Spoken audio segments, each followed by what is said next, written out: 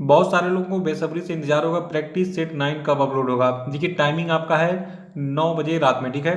तो डेली 9 बजे रात में आपके लिए मैं डेली एक प्रैक्टिस सेट लेके आता हूँ जनरल अवेयरनेस का। और ये इस सीरीज का 9वां प्रैक्टिस सेट है। और जब तक आपका एग्जाम हो नहीं जाता है तब तक मैं आपके लिए डेली एक प्रैक्टिस सेट लेके आऊँगा। देखिए आज प्रश्नों की संख्या कम है क्योंकि आज का जो करेंट अफेयर है यानी कि जीए का क्वेश्चन है, ठीक है, वो मैं आपको थोड़ा सा डिटेल में बताऊंगा क्योंकि कुछ ऐसे फैक्ट हैं जो एग्जाम में पूछे जाएंगे। और यहाँ से कम आपको मान के चलिए कि 2 से 3 प्रश्न और मैक्सिमम 4-5 प्रश्न भी एग्जाम में मिल सकते हैं। तो चलिए शुरू करते हैं इस वीडियो को। देखिए इससे पहले इन्फॉर्मेशन दे दूँ, जिन लोगों ने अभी तक पार्ट 1 से लगाया पार्ट 8 तक के वीडियोस नहीं देखे हैं वो प्लेलिस्ट में जाएं और उसको जो है देख डालें। बाकी 9वां पार्ट आपके सामने हाजिर है। तो चलिए स्टार्ट करते हैं इसको। देखिए जो लोग नए हैं वो चैनल को सब्सक्राइब कर लेंगे। जिन लोगों ने अभी तक बेल आइकन प्रेस नहीं किया है सब्सक्राइब करने के बाद वो ये काम कर लेंगे ताकि आपको नोटिफिकेशन आपको डेली के वीडियोस का ऑटोमेटिक मिलते रहेगा। और वीडियो को लाइक और शेयर भी कर दीजिएगा। तो चलिए स्टार्ट करते हैं। देखिए पहला प्रश्न है कि times of India sports award 2019 में sport person of the year का खिताब किसे दिया गया। आंसर बताइए। देखिए रिसेंटली अभी हाल ही में ये प्रश्न जो है एक एग्जाम में पूछा गया था। तो देखिए इस प्रश्न का सही उत्तर होगा पीवी सिंधु। देखिए पीवी सिंधु जो है ये बैडमिंटन की खिलाड़ी हैं और इनको times of India sports award 2019 में जो है sport person of the year का खिताब दिया गया है। और देखिए जो आपका ये times of India sport award 2019 है तो इसमें जो है क्रिकेटर ऑफ द ईयर का अवार्ड दिया गया रोहित शर्मा को। टीम ऑफ द ईयर का अवार्ड भारतीय पुरुष हॉकी टीम को दिया गया। कोच ऑफ द ईयर का अवार्ड जसपाल राणा को दिया गया। इंस्पिरेशन ऑफ द ईयर का अवार्ड रानी रामपाल को दिया गया। मेंटर ऑफ द ईयर का पुरस्कार पुलेला गोपीचंद को दिया गया। Change agent of the year का अवार्ड ओडिशा को दिया गया। Corporate supporter of the year का अवार्ड रिलायंस फाउंडेशन को दिया गया। Unbreakable spirit of sport PV Sindhu को दिया गया। और youth icon of the year का अवार्ड विजेंदर सिंह को दिया गया। लाइफ टाइम अचीवमेंट का अवार्ड जो है ये दिया गया बाईचुंग भूटिया को। और आइकॉन ऑफ द ईयर का पुरस्कार बलबीर सिंह को दिया गया। तो ये आपके times of India sport award 2019 के सभी विनर्स हैं सभी कैटेगरी के। इनके नाम आप नोट कर लीजिएगा, इस पेज का स्क्रीनशॉट ले लीजिए, आराम से बैठ के इसको नोट कर लीजिएगा। और यहाँ पे देखिए दो चीज़ें सबसे ज़्यादा इंपॉर्टेंट है कि sport person of the year का पुरस्कार किसको दिया गया, ये दिया गया पीवी सिंधु को। और क्रिकेटर ऑफ द ईयर का अवार्ड किसको दिया गया, रोहित शर्मा को। दूसरा प्रश्न आपका है कि अंतर्राष्ट्रीय महिला दिवस कब मनाया जाता है। देखिए अगर इसका उत्तर नहीं पता है तो आपका रेलवे का जो तैयारी है बिल्कुल बेकार है। तो देखते हैं कितने लोग कमेंट बॉक्स में सही आंसर बताते हैं, जल्दी से बताइए। देखिए जो आपका अंतर्राष्ट्रीय महिला दिवस है ये 8 मार्च को हर साल मनाया जाता है। और 2020 का जो आपका अंतर्राष्ट्रीय महिला दिवस था इसकी थीम थी I am generation equality realising women's rights, ठीक है। याद रखिएगा कि 2020 का जो आपका अंतर्राष्ट्रीय महिला दिवस था इसका थीम था I am generation equality realising women's right. और अंतर्राष्ट्रीय महिला दिवस 2020 के लिए जो आपका अभियान था तो इस अभियान की थीम थी हैशटैग ईच फॉर इक्वल। तो ये दोनों चीज़ें आपको पता होनी चाहिए। और दूसरा प्रश्न है कि हाल ही में केंद्र सरकार ने किस योजना के अंतर्गत सभी राष्ट्रीय राजमार्गों पर मौजूदा क्रॉसिंग को ओवर और भूमिगत पुलों में बदलने की घोषणा की है। इस योजना का नाम बताइए। देखिए इस योजना को 2-3 साल पहले लगभग लॉन्च किया गया था। और कब किया गया था मैं आपको डिटेल में बताता हूँ। देखिए आपको बता दूं जो आपका एक योजना है सेतु भारतम योजना, ठीक है। तो सेतु भारतम योजना जो है इसको प्रधानमंत्री मोदी ने 4 मार्च 2016 को लॉन्च किया था। और इसी सेतु भारतम योजना के अंतर्गत प्रधानमंत्री मोदी ने अनाउंस किया था जब ये बजट पेश कर रहे थे उस समय, ठीक है, 2020-21 वाला।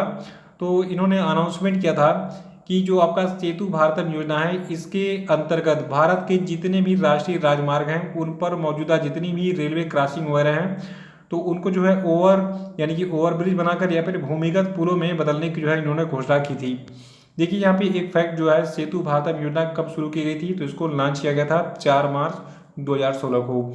और इसका एम्बिशन क्या है, इसका उद्देश्य क्या है, इसका उद्देश्य है जितने भी रेलवे क्रॉसिंग है, ठीक है, तो सड़कों किनारे जो पड़ने वाले रेलवे क्रॉसिंग है या तो उनको ओवरब्रिज के माध्यम से कवर करना या तो वहाँ पे जो अंडरग्राउंड वाला पुल होता है भूमिगत पुल जिसको हिंदी में कहते हैं तो उसको बनाकर जो है वहाँ पर ट्रैफिक व्यवस्था को सुचारू रूप से चलाना। तीसरा प्रश्न है कि मार्च 2020 में किसने महिलाओं के लिए स्ट्रांगर सोसाइटी के विषय पर आत्मरक्षा प्रशिक्षण यानी कि सेल्फ डिफेंस ट्रेनिंग कार्यक्रम का आयोजन किया था। आंसर बताइए। देखिए जो आपका ये स्ट्रांगर सोसाइटी के विषय पर आत्मरक्षा प्रशिक्षण कार्यक्रम था तो इसका आयोजन भारतीय सेना के द्वारा किया गया था और इस कार्यक्रम को जो है असम के नलबाड़ी जिले में की स्थानीय महिलाओं के लिए आयोजित किया गया था। चौथा प्रश्न है कि अंतर्राष्ट्रीय विकास संगठन यानी कि इंटरनेशनल डेवलपमेंट एसोसिएशन के गैर सरकारी संगठनों की टॉप 500 वैश्विक सूची में किसने शीर्ष स्थान हासिल किया है? आंसर बताइए। देखिए प्रश्न थोड़े से टफ लग रहे होंगे, लेकिन देखिए जो चीज़ें थोड़ी सी मुश्किल लगती है ना, वही समझ लीजिए एग्जाम में उसी से सामना होना है। तो मुश्किल चीज़ों से कभी घबराइए मत, ये मान के चलिए कि जो मुश्किलें हमारे ज़िंदगी में आती हैं वो हमें कुछ नया सिखा के जाती हैं और वही समझ लीजिए कि हमें मंजिल तक पहुंचाती हैं। तो हम बात कर रहे थे अंतर्राष्ट्रीय विकास संगठन के गैर सरकारी संगठनों यानी कि नॉन गवर्नमेंटल ऑर्गेनाइजेशन यानी कि एनजीओ की 500 वैश्विक सूची में। देखिए जो आपका BRAC है, ठीक है, यानी कि बांग्लादेश रिहेबिलिटेशन असिस्टेंस कमेटी है, ठीक है, तो इसने जो है पहला स्थान हासिल किया है। और देखिए जो आपका ये बांग्लादेश रिहेबिलिटेशन असिस्टेंस कमेटी है, ये क्या चीज़ है? देखिए ये जो है बांग्लादेश में स्थित एक अंतर्राष्ट्रीय विकास संगठन है और इसकी स्थापना 1972 में सर फजल हसन अबीद के द्वारा छोटे पैमाने पर युद्ध शरणार्थियों की सुविधा के लिए राहत और पुनर्वास विकास परियोजनाओं के लिए जो है की गई थी। और पांचवा प्रश्न है कि नियंत्रक एवं महालेखा परीक्षक यानी कंट्रोलर एंड ऑडिटर जनरल की रिपोर्ट के अनुसार, देखिए जो आपका नियंत्रक एवं महालेखा परीक्षक होता है तो एग्जाम में शॉर्ट में आपको CAG भी लिखा मिलेगा, ठीक है, उसका पूरा नाम क्या है? CAG का कंट्रोलर एंड ऑडिटर जनरल, जिसको हम नियंत्रक एवं महालेखा परीक्षक कहते हैं, ठीक है। तो नियंत्रक एवं महालेखा परीक्षक की रिपोर्ट के अनुसार 2014 से 2016 के बीच में भारत में 40% पर्यावरणीय अपराध जो है ये किस राज्य में अकेले हुए? तो देखिए ये राज्य आपका राजस्थान है। राजस्थान में जो है 2014 से 2016 के बीच में 40% पर्यावरण वाले अपराध जो है यानी कि पेड़ की कटाई, अवैध कटाई करना और पेड़ पौधों को नष्ट करने, मतलब ये जितने भी अपराध हैं 40% अपराध अकेले जो है राजस्थान में हुए थे, जो कि सबसे ज़्यादा थे पूरे भारत में किसी भी राज्य में। छठवां प्रश्न है कि किस राज्य सरकार ने हाल ही में राम वन गमन पथ निर्माण के लिए ट्रस्ट गठित करने का निर्णय लिया है? उत्तर बताइए। देखिए जो आपकी मध्य प्रदेश की सरकार है इसने जो है राम वन गमन पथ निर्माण के लिए एक ट्रस्ट गठित करने का निर्णय लिया था और ये मार्ग जो है ये चित्रकूट से अमरकंटक तक बनेगा, जहां पर जो है भगवान राम ने 14 वर्ष के वनवास काल में अपनी पत्नी सीता और छोटे भाई लक्ष्मण के साथ वन गमन किया था। सातवां प्रश्न है कि हाल ही में राष्ट्रपति रामनाथ कोविंद ने अंतर्राष्ट्रीय महिला दिवस के मौके पर कितने महिलाओं को नारी शक्ति पुरस्कार से सम्मानित किया? उत्तर बताइए। देखिए इस साल 8 मार्च को अंतर्राष्ट्रीय महिला दिवस के अवसर पर टोटल 15 महिलाओं को नारी शक्ति पुरस्कार दिया राष्ट्रपति रामनाथ कोविंद ने और इनमें से मैं आपको कुछ के नाम बताऊंगा क्योंकि ये नाम एग्जाम में पूछे जाएंगे, इसलिए मुझे लगा कि आपको बता देना चाहिए डिटेल में, क्योंकि देखिए जब तक हम कंप्लीट अध्ययन नहीं करेंगे तब तक कोई फायदा नहीं है पढ़ाई का। तो देखिए जो आपका नारी शक्ति पुरस्कार 2019 था जो कि 8 मार्च 2020 को राष्ट्रपति रामनाथ कोविंद ने वितरित किया, ठीक है। तो इन पुरस्कार पाने वाली हस्तियों में शामिल आपकी हैं रश्मि उर्ध्वदेशे, तासी मलिक और नुंगसी मलिक, पटला भूदेवी, कलावती देवी, कौशिकी चक्रवर्ती, अवनी चतुर्वेदी, भवानकंठ, मोहन सिंह जितवाल, भागीरथी अम्मा, कार्थायनी अम्मा, चामी मुर्मू, नीलजा वांगमो और वीना देवी और मान कौर और आरिफ जान। और इनमें जो सबसे इम्पोर्टेंट है नाम तासी मलिक और नुंगसी मलिक का नाम, ठीक है, और अवनी चतुर्वेदी का। अवनी चतुर्वेदी कौन है? गूगल पे सर्च कीजिएगा, इनके बारे में आपको डिटेल मिल जाएगी। आठवां प्रश्न की निम्न में से कौन सा देश हिंद महासागर आयोग में 5वें पर्यवेक्षक के रूप में जो है शामिल हुआ है? देखिए ये प्रश्न तो आपके रेलवे के पेपर में बिल्कुल छपा हुआ मिलेगा। इसका सही उत्तर है भारत, ठीक है। तो जो आपका इंडिया यानी कि भारत है इसको हिंद महासागर आयोग में 5वें पर्यवेक्षक के रूप में शामिल किया गया है। और हिंद महासागर आयोग क्या है यानी कि इंडियन ओशन कमेटी क्या है, कमीशन क्या है, ये मैं आपको बता देता हूँ। देखिए आपका हिंद महासागर आयोग है ये एक अंतर सरकारी संगठन यानी कि इंटर गवर्नमेंटल ऑर्गेनाइजेशन है जो कि दक्षिण पश्चिमी हिंद महासागर क्षेत्र में बेहतर सागरीय अभिशासन की दिशा में कार्य करता है। देखिए वर्तमान में हिंद महासागर आयोग में Comoros, Madagascar, Mauritius, reunion France के नियंत्रण में और सेशल्स जो है ये शामिल है, ठीक है। और देखिए भारत के अतिरिक्त जो आपका ये हिंद महासागर आयोग है तो इसके 4 पर्यवेक्षक और हैं और ये हैं आपके चीन, यूरोपीय यूनियन, माल्टा और इंटरनेशनल ऑर्गेनाइजेशन ऑफ ला फ्रांसोफोनी। तो इसको नोट कर लीजिएगा ऐसे ही। और जो आपका ये हिंद महासागर आयोग है यानी कि इंडियन ओशन कमीशन है, तो देखिए इसकी स्थापना 1982 में की गई थी मॉरिशस के पोर्ट लुइस में, और इसका मोटो है a future to build together. तो याद रखिएगा कि जो आपका हिंद महासागर आयोग यानी कि इंडियन ओशन कमीशन है, ठीक है, तो इसकी स्थापना 1982 में हुई थी। कहाँ पे? मॉरिशस के पोर्ट लुइस में। नवा प्रश्न है कि किस संस्था के द्वारा 1 से 10 मार्च तक लैंगिक समानता को बढ़ावा देने के लिए ईच फॉर इक्वल अभियान का संचालन किया गया? उत्तर बताइए। देखिए 1 से 10 मार्च तक जो है लैंगिक समानता को बढ़ावा देने के लिए भारतीय रेलवे के द्वारा ईच फॉर इक्वल अभियान चलाया गया था। तो देखिए ये अभियान भारतीय रेलवे ने चलाया था, इसीलिए ये प्रश्न जो है एग्जाम में जरूर पूछेगा, क्योंकि आप रेलवे, एनटीपीसी और ग्रुप डी का एग्जाम देने जा रहे हैं। इसको नोट कर लीजिएगा। 10वां प्रश्न है कि किस व्यक्ति को 2020 Mahindra excellence in theatre award में लाइफ टाइम अचीवमेंट अवार्ड से सम्मानित किया गया है? आंसर बताइए, फटाफट आंसर बताइए, देखते हैं कितने लोग सही आंसर बता पाते हैं। देखिए इस लिंक को, वीडियो के लिंक को कॉपी करके इसको अपने दोस्तों में शेयर भी कर दिया कीजिए, ताकि वो लोग भी जो है इस सेशन से जुड़ें और लाइव आंसर दें, इससे उनका भी प्रैक्टिस होते चलेगा। तो देखिए आपको बता दूं, जो आपके बैरी जान है, ठीक है, तो बैरी जान जो है इनको 2020 Mahindra excellence in theatre award में लाइफ टाइम अचीवमेंट अवार्ड से सम्मानित किया गया, ठीक है। 11वां प्रश्न की हाल ही में किस भारतीय धाविका को नाडा के द्वारा प्रतिबंधित किया गया? उत्तर बताइए। देखिए ये भारतीय धाविका आपकी है प्राची चौधरी, इनको जो है नाडा यानी कि नेशनल एंटी डोपिंग एजेंसी ने प्रतिबंधित किया था। किस लिए? क्योंकि इन्होंने जो है एक स्टेरॉइड जिसका नाम है आगजेंड्रोलोन, ठीक है, तो उसका सेवन किया था। नाम थोड़े से टेढ़े होते हैं, ये ड्रग्स वगैरह होते हैं। तो खिलाड़ी होते क्या करते हैं, अपनी क्षमता बढ़ाने के लिए, शारीरिक क्षमता बढ़ाने के लिए जो है इन प्रतिबंधित दवाओं का सेवन करते हैं। तो स्टेरॉइड कौन सा था? आगजेंड्रोलोन, ठीक है, तो इसके सेवन के लिए प्राची चौधरी को नाडा ने प्रतिबंधित किया था। देखिए नाडा के बारे में आपको बता रहा हूँ, उसको नोट कर लीजिएगा, ये प्रश्न आपको एग्जाम में मिलेगा। देखिए नाडा का पूरा नाम है नेशनल एंटी डोपिंग एजेंसी, और इसकी स्थापना हुई थी 24 नवंबर 2005 में। इसका मोटो है प्ले फेयर, इसका पर्पज है anti doping in sport in India, और इसका मुख्यालय नई दिल्ली, भारत में है, ठीक है। तो नाडा यानी कि नेशनल एंटी डोपिंग एजेंसी के बारे में आपको पता होना चाहिए।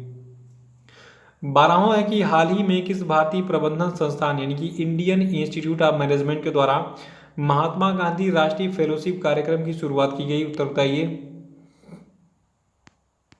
देखिए ये भारतीय प्रबंधन संस्थान है IIM बेंगलोर, ठीक है, इसके द्वारा महात्मा गांधी राष्ट्रीय फेलोशिप कार्यक्रम की हाल ही में शुरुआत की गई थी।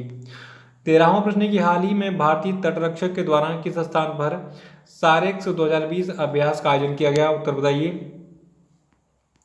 देखिए जो आपका सारेक्स 2020 अभ्यास है, इसका आयोजन जो किया गया गोवा में, और गोवा में जो है इसका एग्जैक्ट प्लेस रहा साउथ गोवा का वास्को, ठीक है, तो साउथ गोवा के वास्को में इसका जो आयोजन किया गया था, ठीक है। देखिए आपको बता दूं, जो आपका ये सारेक्स है, तो सारेक्स का पूरा नाम है सर्च एंड रेस्क्यू एक्सरसाइज। तो एग्जाम में अगर पूछे कि सर्च एंड रेस्क्यू एक्सरसाइज 2020 अभ्यास का जो आयोजन है, ये भारतीय तटरक्षक बल के द्वारा कहाँ पे किया गया था? तो किया गया था गोवा के वास्को में, ठीक है। 14वां प्रश्न की टोक्यो ओलंपिक के लिए क्वालिफाई करने वाली पहली महिला मुक्केबाज कौन बनी थी? देखिए जब का मार्च का महीना था, तो मार्च महीने में पूजा रानी ने जो है ओलंपिक के लिए टोक्यो ओलंपिक के लिए क्वालिफाई किया था, और ये जो है टोक्यो ओलंपिक के लिए क्वालिफाई करने वाली पहली महिला बॉक्सर यानी कि मुक्केबाज बनी थी। और उसके बाद फिर पूजा रानी ने जो है 75 किलोग्राम के साथ साथ, और विकास कृष्णन ने 69 किलोग्राम के भार वर्ग में जो है टोक्यो ओलंपिक के लिए क्वालिफाई किया था। और एक दुखद घटना ये हो गई कि कोरोना बीच में आ गया फिर, और उसके बाद टोक्यो ओलंपिक का जो आयोजन है ये इस साल बैन कर दिया कि अगले साल इसको आयोजित किया जाएगा, ठीक है, तो टोक्यो ओलंपिक इस साल आयोजित नहीं हो पाएगा। और 15वां प्रश्न है कि मार्च 2020 में जारी पोषण अभियान के प्रतिभागियों की सूची में पहले स्थान पर कौन है? उत्तर बताइए। उत्तर बताइए कि कौन सा राज्य जो है ये मार्च 2020 में जारी पोषण अभियान के प्रतिभागियों की सूची में पहले स्थान पर है? देखिए ये राज्य आपका आंध्र प्रदेश है। याद रखिएगा कि जो आपका 2020 में जारी पोषण अभियान का प्रतिभागियों का लिस्ट था, उसमें आंध्र प्रदेश पहले स्थान पर है। देखिए जो आपका राष्ट्रीय पोषण मिशन है, इसको अंग्रेजी में कहते हैं नेशनल न्यूट्रिशन मिशन, और इसका उद्देश्य जो है छोटे बच्चों, गर्भवती माताओं, महिलाओं और किशोरियों में कुपोषण और एनीमिया को कम करना। 16वां प्रश्न की भारतीय महिला टीम की कौन सी खिलाड़ी T20 क्रिकेट विश्व कप फाइनल खेलने वाली विश्व की सबसे युवा खिलाड़ी बन गई हैं? इनका नाम बताइए। देखिए, इनका नाम नहीं पता तो आपकी तैयारी बिल्कुल बेकार है, क्योंकि क्रिकेट के एक भी प्रश्न ऐसे एग्जाम में छोड़ेगा नहीं रेलवे का जो बोर्ड है। देखिए, एक छोटी सी बच्ची है जिनका नाम है शेफाली वर्मा। बच्ची क्या है, देखिए हमारे देश के लिए खेली ये जो है, इनकी उम्र वर्तमान में केवल महज 16 साल है। तो शेफाली वर्मा जो है, ये जो है T20 क्रिकेट विश्व कप फाइनल में खेलने वाली विश्व की सबसे युवा खिलाड़ी बनी थी जब इसका आयोजन हुआ था T20 क्रिकेट विश्व कप का। और शेफाली वर्मा ने ऑस्ट्रेलिया के खिलाफ महिला T20 विश्व कप के फाइनल में उतरते ही ये उपलब्धि हासिल कर ली थी। उस समय इनकी उम्र कितनी थी? केवल और केवल 16 साल। तो 16 साल की उम्र में इतना बड़ा अचीवमेंट, समझ लीजिए इनके माता पिता कितना प्राउड करते होंगे कि हमारी बच्ची ने मतलब 16 साल की उम्र में ही इतना नाम कर दिया। तो आप भी कुछ ऐसा कीजिए कि जिससे आपके माता पिता का जो है सर जो है उनका गर्व से ऊंचा हो जाए। लोग ये ना कहें कि आप फलाने के बच्चे हैं, लोग ये कहें कि आप मतलब वो जा रहे हैं फलाने के पिताजी। तो कुछ ऐसा कीजिए कि आपके नाम से आपके पिताजी जाने जाएं, तब उनको प्राउड फील होगा। 17वां प्रश्न है कि freedom in the world 2020 report में भारत को किस स्थान पर रखा गया? उत्तर बताइए। देखिए, freedom in the world 2020 report में भारत को 83वें स्थान पर रखा गया है।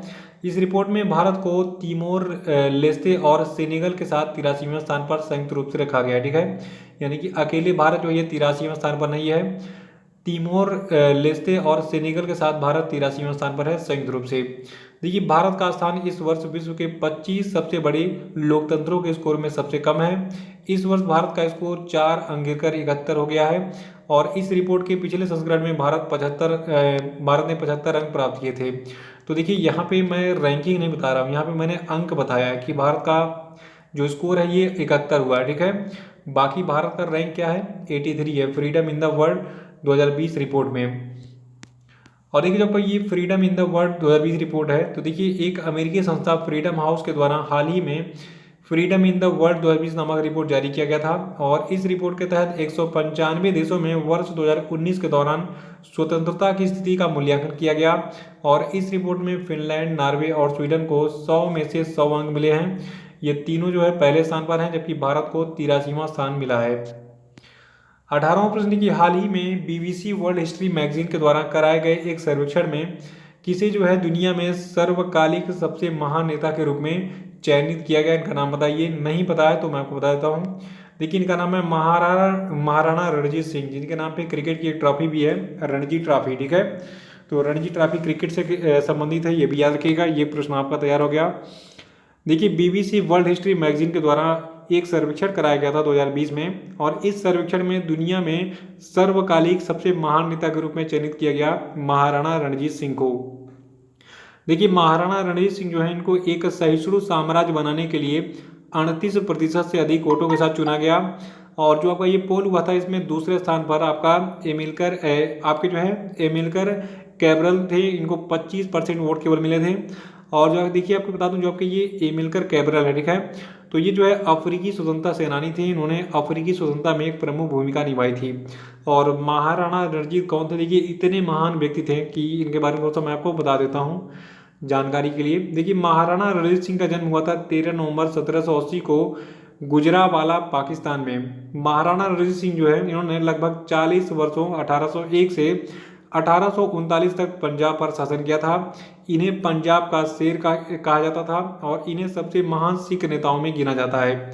रणजीत सिंह जो है, ये न केवल पंजाब को इन्होंने एकजुट रखा, बल्कि अंग्रेजों को अपने साम्राज्य पर कब्जा करने की अनुमति भी नहीं दी। तो पंजाब का शेर किसको कहा जाता था? महाराजा रणजीत सिंह को। 19वां प्रश्न की केंद्रीय औद्योगिक सुरक्षा बल का स्थापना दिवस किस दिन मनाया जाता है? उत्तर बताइए। देखिए, जो आपका केंद्रीय औद्योगिक सुरक्षा बल यानी कि CISF है, इसका स्थापना दिवस 10 मार्च को मनाया जाता है हर साल, क्योंकि इसकी स्थापना 10 मार्च 1969 को हुई थी। और वर्तमान में जो आपका CISF यानी कि सेंट्रल इंडस्ट्रियल सिक्योरिटी फोर्स है, इसका मुख्यालय नई दिल्ली में स्थित है।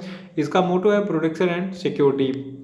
20वां प्रश्न की ICC की महिला T20 टीम में शामिल होने वाली इकलौती भारतीय कौन है? इसका आंसर बताइए। देखिए, ICC की महिला T20 टीम में शामिल होने वाली इकलौती भारतीय हैं पूनम यादव। देखिए, हर साल ICC जो है एक टीम सेलेक्ट करता है T20 के लिए और वनडे के लिए, टेस्ट के लिए या फिर जो भी हो। तो हम बात कर रहे हैं महिला T20 टीम की। तो 2020 में जो टीम सेलेक्ट की गई थी उसमें पूनम यादव को जगह मिली और ये इसमें शामिल होने वाली इकलौती भारतीय महिला खिलाड़ी हैं। लेकिन एक चीज़ आपको और बता दूं, देखिए जो आपका आईसीसी महिला T20 वर्ल्ड कप 11 का जो टीम बना था तो उसमें पूनम यादव को जगह मिली टॉप 11 में, ठीक है।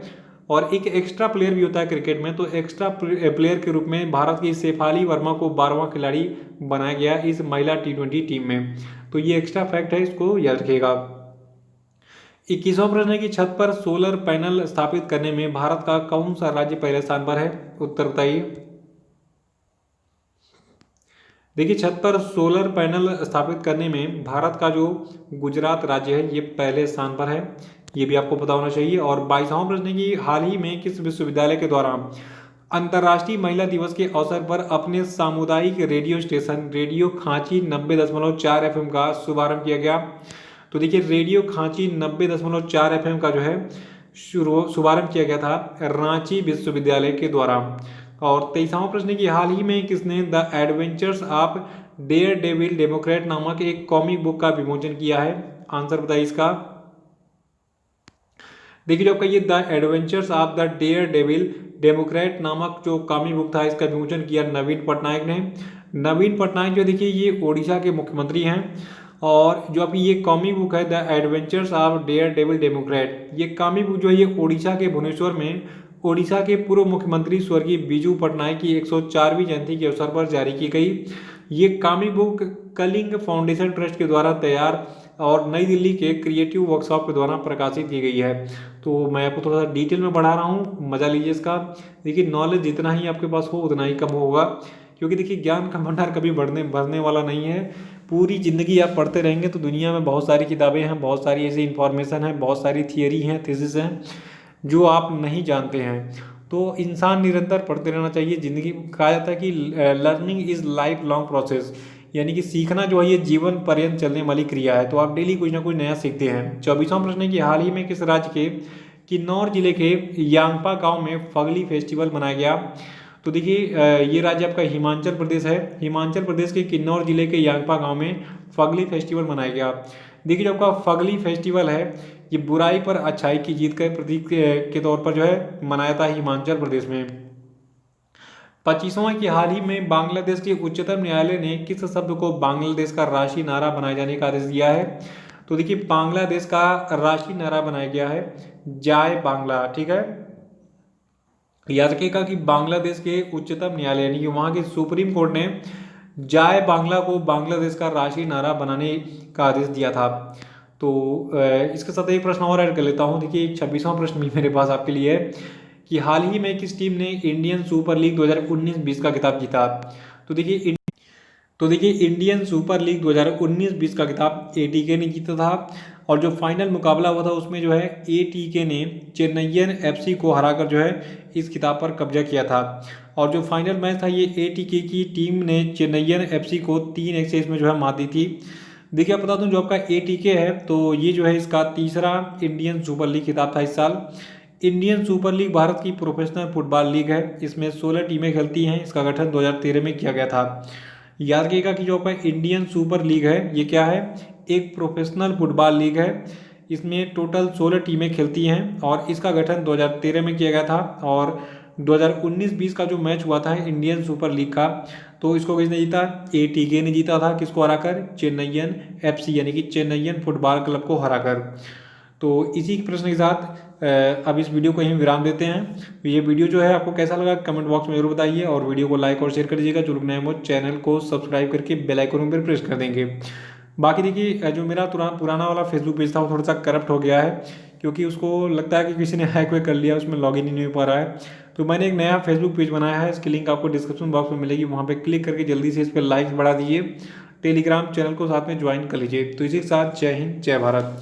तो एक बार जल्दी से कमेंट बॉक्स में सब लोग जय हिंद लिखेंगे। तो जय हिंद जय भारत।